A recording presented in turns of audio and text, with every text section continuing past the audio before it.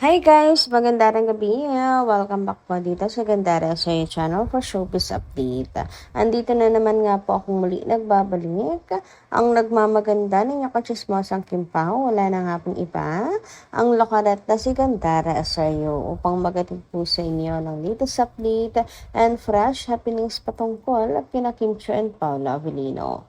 And para nga po sa gabing ito ang tatalakayin naman natin at pag-uusapan ay mayroon nga pong kinalaman dito sa panggagatas sa mga Kimpao fans, mga kakipi. Kasi parang ang pagdating nga po kina Kim and Paolo, ayan, talagang masyadong mataas sila at pinapahirapan ang mga fans. And bukod din po dyan, ang pag-uusapan din nga po natin ang tungkol dito sa harutan nila Kim and Paolo sa loob ng room, mga ka-KP. Kung saan hindi po kinakaya nga ng ilang mga KP fans. Pero syempre, bago pa lahat ng yan, sa mga hindi pa po nakaka-subscribe sa ating channel, maaari lamang napindutin po niya subscribe button natin at notification bell na nariyan sa baba upang kayo po yung maging updated at ma-notify tuwing may bago tayong chika at balita hinggil sa Kimpao. Basta mga balita na may kinalaman po kina Kim Chiu and Paolo Avellino, sagot na po natin yan. And nais din po pala natin magpasalamat sa ilan po natin mga subscribers na nakatutok parati sa atin pong daily updates. Ang first commenter nga natin para po sa gabing ito upang mapasalamatan ay si Mamila Borja. Sabi niya rito, Kim, happy kami sa desisyon mo na pinili mo si Pao sa buhay. Si Lord na ang nagbigay ng para sa'yo. Sa tagal ng paglalapit niyong dalawa, parang may humaharang sa kanya. Kaya ma'am, parang nahihiya siya lumapit kay Kim. Kaya sa ibang paraan na pelikula pinagtagpo sila ng tadhana na magkalapit ang Kimpao. Doon nagsimula ang lahat na tinawag na Kimpao hanggang sa dumating si Pao sa showtime. Bigla, ayan, kami nagulat na tinawag ni Vice si Pao para harapin ni Kim. Si Pao, nagulat kaming mga senior. Ayan, simula ng tinawag ng Kimpao hanggang sila'y, ayan, aming hinangaan. Hanggang ngayon, naging boom ang Kimpao. Biglang sumulpot ang mga bashers, ayan, naging sila ng Kimpao. Ang tadhana ang naging number 1. Ang tadhana naging number 1, ang Kimpao. Maligaya kami, mga senior fans, solid. Hindi kami nagkamali sa paghanga sa aming idol Kimpao. Good support lang kami hanggang dulo. Advance, happy birthday Pao. Sana'y masaya ka sa birthday. Masaya ka sa buhay ninyo ni Kim. Happy wedding to come. Good luck. Gabayan kayo ni Lord. Happy lang tayo mga Kimpao fan. Ayan. Hoy, bakit may pa-good luck? may happy wedding to come. Mamila Borja. Anyway, bukas birthday na nga po ni Paolo Avellino, mga ka-KP. Pero tama kayo. Tagal na kasing gusto ni Paolo Avellino si Kim. Pero, kaya umabot ng ganon dekada, mga ka-Kimpao. Dahil parang may humahara nga sa kanilang dalawa.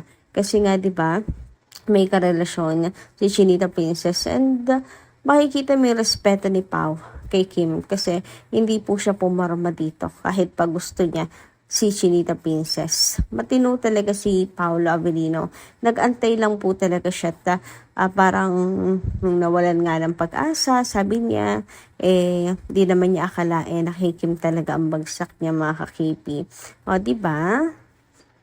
So, Kimpao na lang, unjust na lang po ang gumawa ng paraan. Ang tadhana po ang gumawa ng paraan para mawala po ang mga hadlang na humaharang sa kanilang dalawa. At pinagtagpo nga po sila sa linlang. At yun po ang naging kauna-unahang project nilang dalawa. Samantala, ayan, narito nga at pag-usapan na natin, mga ka-KP, ang tungkol po dito sa mga nasaga po nating balita para sa gabing ito. Sabi nga dito, tungkol po ito sa Donbell. Parang Donbell nga po yan. Kung saan binagsak at ibinaba po nila ang presyo ng ticket po nila Sabi nga dito na ABS-CBN, look, ayan, special ticket prices for Tayo sa Wakas have been unveiled in celebration of Star Cinema's 33rd anniversary. Hashtag Tayo sa Wakas. Akati Garcia Sampana film starring Donnie Pangilinan and Bel Mariano opens in theaters on May 27. So, bagsak presyo nga mga kakimpaw ang kanila pong tickets. Pero ayan, merong nagsabi dito, bakit ganon? Pwede naman palang babaan ang tickets, pero bakit pagdating kina Kim and Paolo, ayan, grabe, sila mambutas ng bulsa mga kakimpaw, ng mga bulsa, ng mga KP. Bakit parang ginagatasan na lamang ang Kim Pao at lalong higit po ang mga fans nito. Sabi pa nga po dito, so they can lower the prices after all. But when it was Alden and Catherine's movie and Kim Pao, the cinema prices were so expensive. I don't even know about you, Star Cinema. Pwede po kasing dahil kaya hindi nila binababaan ang ticket po ng Kim Pao dahil alam po nila makakakipi na afford ng mga Kim Pao fans at susuporta pa rin ang mga fans kahit may kasakitan sa bulsa. Tinan nyo at na kumita po ang My Love Will Make You Disappear, mga kakipi. So maybe yun po ang dahilan, mga kakimpaw. Kaya fix yung price. Pagdating po kina Kim and Paolo, hindi nila binababaan, mga KP. Grabe, no? So, katuwa na lang din po natin yan dahil isa lang ibig sabihin po nun, sobrang sikat po si Chinita Princess.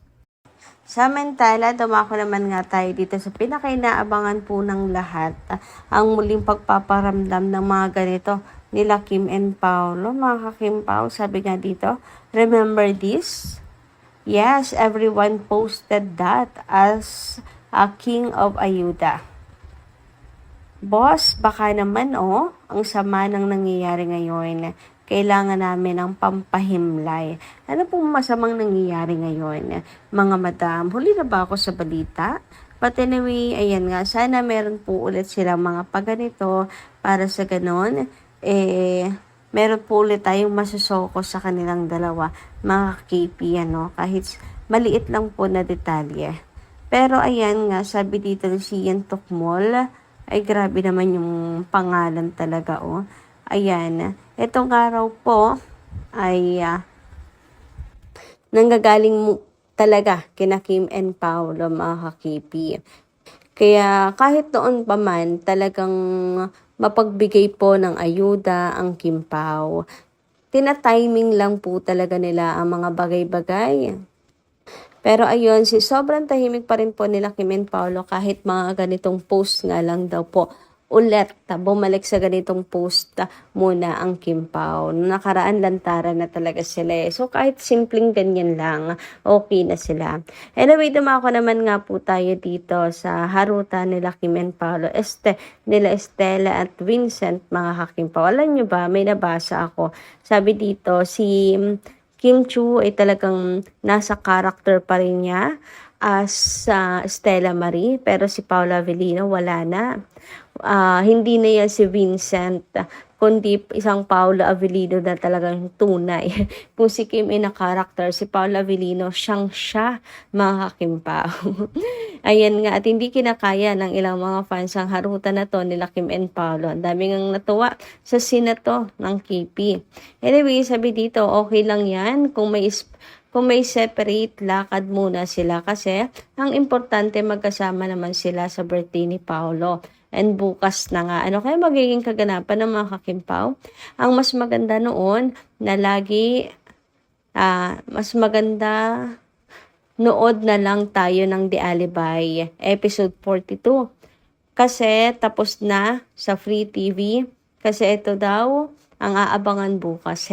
So, ayan, tabi sila matutulog o meron bed scene, Ayan nga, ready na ba kayo kung may bed scene nga, mga kakimpaw? Lalo na sa mga Grabe, hindi pa rin po makapaniwala ang mga Kim Pao fans sa talagang, gulat na gulat rin po sila. Hindi kinakaya ang mga eksenang ganito nila Kim and Paolo. Anyway, hanggang dito lang po muna aking update. Maraming salamat kayo sa pakikinigan. Kita kasi po muli sa mga susunod natin, chika. Maraming salamat at ingat po palagi.